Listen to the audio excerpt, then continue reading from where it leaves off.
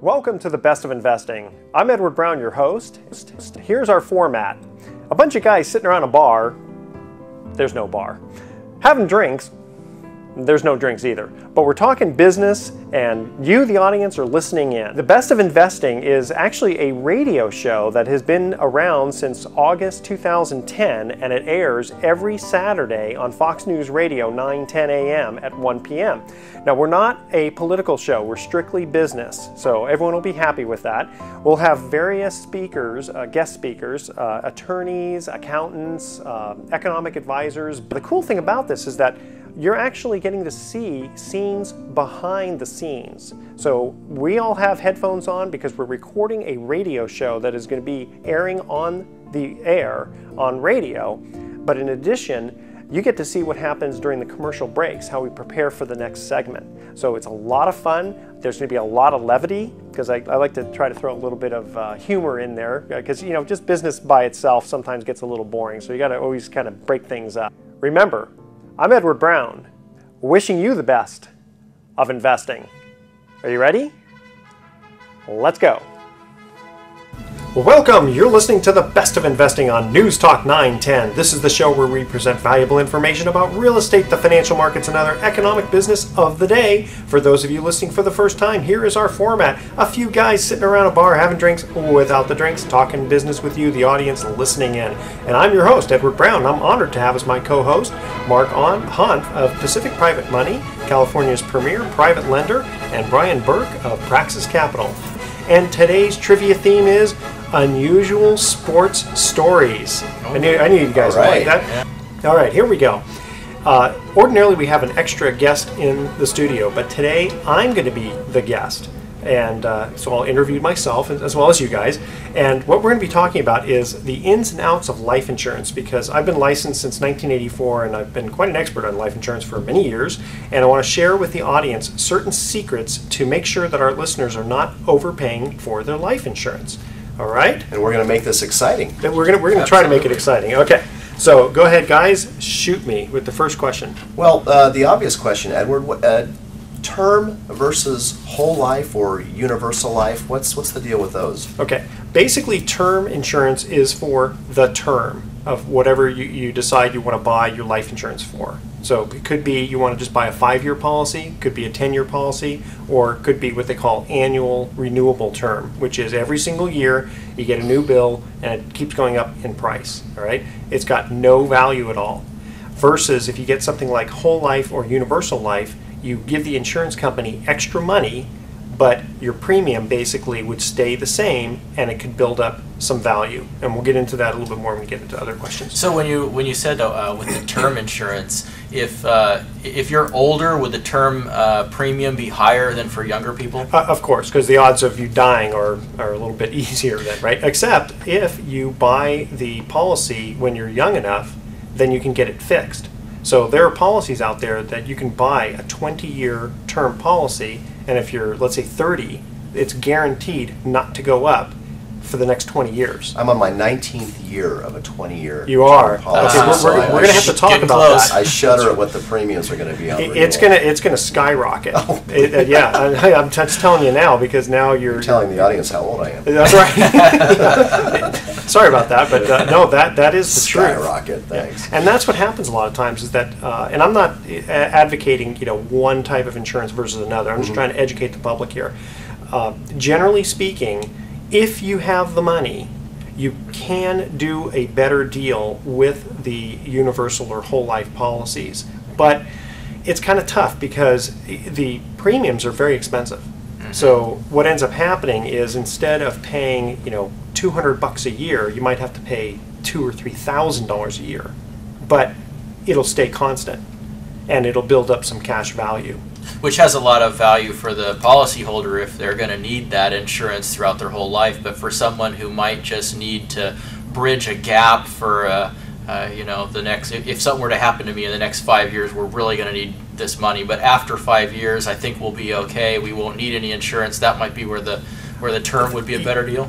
Generally, yes. But I'll tell you, in reality, what happens is, you have little kids, and so you say, okay, well, I only need this term policy for, let's say, 15 years. kid's 5 years old, go, when the kid's 20 years old, we don't need insurance anymore. But things change, and you start looking at your estate, and you start looking at, gosh, you know what, my wife really kind of needs this extra income to replace me if I'm not there.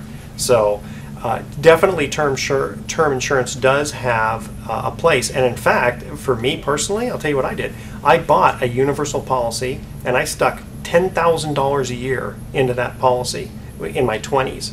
And I only did it for about 6 or 7 years. And I built up a lot of cash value. And basically the plan was I never had to buy insurance for the rest of my life.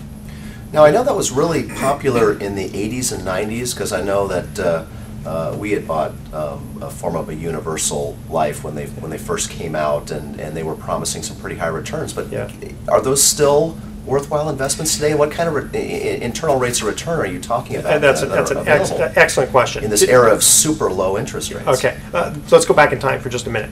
In the old days, in the 1910s, 1920s and all that, pretty much all they sold was the whole life type of policies. Mm-hmm. Then the insurance industry went through a change, and people realized, wait a minute, let's come up with a product where if it's just dirt cheap insurance and people could invest the difference, they'd be better off. And that worked for a number of years. Then in the late 1970s and early 80s, the insurance industry woke up and they said, you know what, we're losing a lot of business because people are just buying this dirt cheap term insurance, and we really want them to buy this little bit more permanent policy, because otherwise people just keep jumping around from insurance company to insurance company, right? So they came up with this thing called universal life, which meant that, again, people would give the insurance company more money. And you're right, back then they were paying as high as 12% interest, and it was tax deferred. But nowadays, with interest rates low, the interest rates have dropped substantially. Now, policies I sold people back in the early 1980s had a guaranteed minimum of 5.5%. So they were earning 12 for a long time, and then it dropped to 11, 10, 9, 8, 7, 6. And now they're still earning 5.5%, right? which is pretty good. That sounds great in in this market. Yeah. It does. But again, I'm not trying to push people to buy one versus another, because what ends up happening is that there's a lot of costs that come out of those policies up front. That's right. And so you really do have to look at the difference between, gosh, should I just buy term insurance and invest the difference? And I'll make it really simple for everyone here.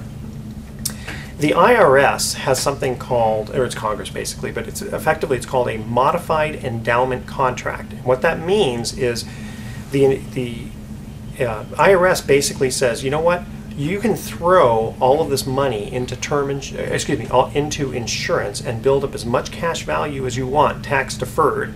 However, wait a minute, this is too good a deal, right? Because think about it. Let's say you had a $100,000 policy, and let's say you could invest $90,000 in it and earn 3 or 4 or 5% tax-free.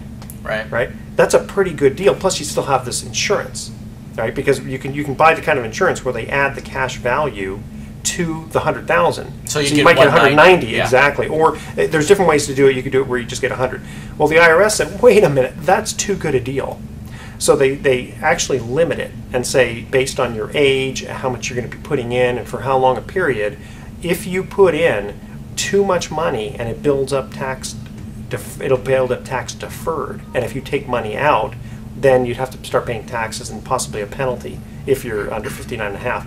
So what the object in that case for people who have the money, have a long-term need, and can they can afford it, is to potentially buy those universal policies and just figure out what's the maximum the IRS will allow me to put in, and go ahead and go that route.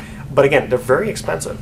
So what I've done is I've gotten a lot of clients into just the dirt cheap term policy, because nowadays people have a hard time coming up with money for their food, let alone their life insurance. Right. Are these universal lives with I know that a lot of people were buying them for like annuity purposes, where Correct. you would invest in a universal life and you would put a certain amount of money into it with the idea that after 20 years you'd be able to collect a monthly annuity. Is that still a popular product today? It is, yeah. If you've got the money, you could kind of kill two birds with one stone, right? Because what you would do is throw, let's say, $10,000 a year in for 20 years, build up enough cash value to where you could start drawing an annuity tax-free. And oh, by the way, if you die, your beneficiary would get the death benefit. It might be $1 million.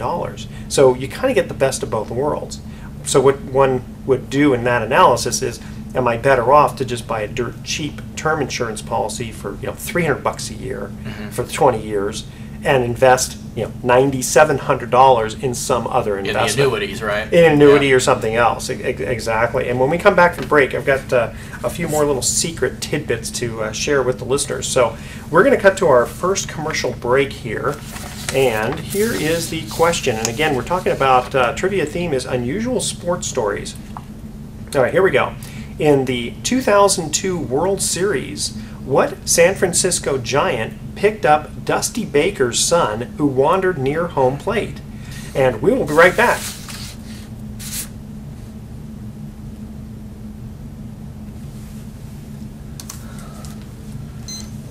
I remember when that happened, but I'm not 100% sure, other than the obvious answer, Barry Bonds. Come on, Brian, you know this. Joe Montana. Joe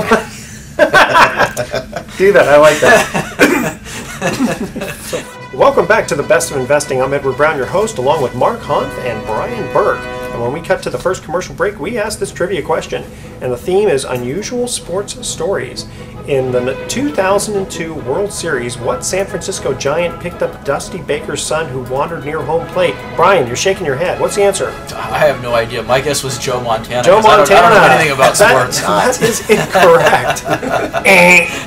All right. Mark, what's the answer? I don't know. It wasn't Barry Bonds, was it? It wasn't Barry Bonds. It was J.T. Snow. Oh, yeah. Remember him? Okay. See, why didn't you think of that? Okay, and we are in the studio with me. Because I'm the life insurance expert. With Edward Brown. Yes, there you go. We're going to try to educate the public, as they say. So, Mark, you're going to ask me a question. Sure. About insurance company. Bigger insurance companies versus smaller insurance companies, does it really matter which one I go with? Generally it does, and I'll tell you, this is going to be kind of cool. All right, ready for this? Generally speaking, this is just a general rule. The bigger the insurance company, the worse they are. And the reason is what? At giving the best price. Oh. Okay, and here's the reason. When you're a huge insurance company, you don't generally have to be competitive because everyone's scared. They think, oh my gosh, I can't go with ABC company. I've never heard of ABC company. That was my question is, will the smaller ones not be able to pay? Okay, so. and get this. And again, this is kind of cool. Audience, listen in very carefully here. Except for the cases of like fraud, where you get some insurance company called Dewey, Cheatham and Howe or something like that, right? That's a law firm, I think. That's true. Well, that's true. First of all, there's maybe 2,000 insurance companies out there. Really? And there's a myriad of insurance companies you've never heard of, and they're perfectly fine. They've been around for 20, 50, 150 years, okay? So get this. There has never been a situation where a life insurance policyholder beneficiary did not get paid. Really? Never. Never. And now, again, forgetting fraud for just a minute, okay? Because if someone wants to fraud you, that's one thing. But we're talking about insurance companies that have been around. And here's what happens is that if an insurance company gets into trouble, another insurance company comes in and buys out the business. So potentially stockholders, bondholders, and annuity holders can potentially get hurt because an annuity is an investment. Right. But a life insurance policy is totally different. So if you are, if somebody, some agent shows you a company you never heard of, don't be scared. Okay, but you really do have to compare the prices. That's really what it comes down to, is the prices. And I wanted to get into this also with the bigger insurance company. And you were saying at break how you kept getting churned from one company to another, potentially because of we got the greatest, biggest, newest right. Here's one out a new policy that pays out even better, but we have to convert your old policy to a new one, which just ate up the little bit of cash value that I had created over the previous year. Potentially, there could have been some legitimate reasons, but in a lot of cases, and this may or may not be the agent knowing this, that there are, even within the same company, there may be policies A, B, C, and D, but A pays the biggest commission. And so a lot of times the agents are concentrating on the commission, and what ends up happening is it just comes out of your pocket. So, like, personally, and this is a little plug for me. Okay, I'll be honest. I'm doing that for me. Is when I look at the insurance companies that I deal with, I don't know, 100 different companies out there, right? And I will just get the dirt cheapest life insurance premium for my clients, and I'll make sure that they're at least rated, A minus, let's say. I never even ask them what the commission is. Whatever it is. I just want to get the client the best, cheapest, dirt cheap life insurance premium with a company that's at least going to be around to pay them, right? And I never get backdoored by another agent. And in fact, I'll get to one really funny story here. A large insurance company that will be unnamed, actually their agent had bought a life insurance policy from me because I could sell them a cheaper policy than they could buy from their own company. Really? Which gets to the part about captive agents versus independent agents. Right. Because there are some insurance companies where you're considered a, quote, captive agent. Right, you're representing one company. That's right, exactly. You never want to deal with that kind of insurance agent. You always want to deal with someone who's completely independent, because you got to figure, if there's 2,000 insurance companies out there, what are the odds that that one company they represent is going to be that's going to be the best. The best. Yeah. And then the problem from an agent standpoint is the more business they do with that company, the more held on to they are by them, because if they leave, all those commissions that they could potentially earn when they retire are gone. So you definitely want to deal with someone who's completely independent. There's not a one-stop shop insurance company. I mean, I've had situations